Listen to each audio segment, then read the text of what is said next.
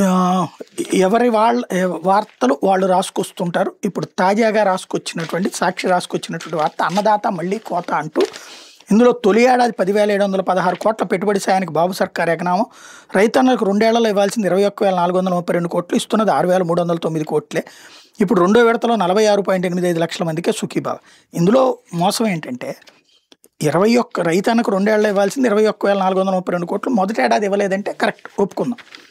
అదే సందర్భంలో కేంద్రం డబ్బులతో కూడా కల్పిస్తున్నారు, 20,000 తనే ఇస్తానన్నారు, కరెక్టే. మరి అప్పుడు జగన్మోహన్ రెడ్డి కూడా తనే 12,500 ఇస్తున్నారు, కానీ కేంద్రంతో కలిపి అనలేదు కదా.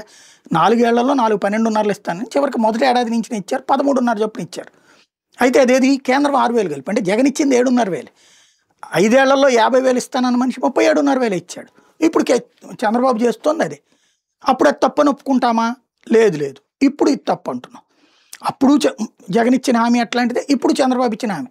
అప్పుడు మాట తప్పారు, ఇప్పుడు మాట తప్పారు. ఇది ఒక ఆస్పెక్ట్. రెండోది వచ్చేటప్పటికి 21,432 కోట్లు ఇవ్వాల్సి ఉంటే 6,309 కోట్లు. ఇది రెండో విడతే కదా, మళ్ళీ మూడో విడత ఉంటుంది కదా. మూడో విడత కూడా కలిపితే 10,000 కోట్లు అయిపోతుంది కదా బేసిక్గా.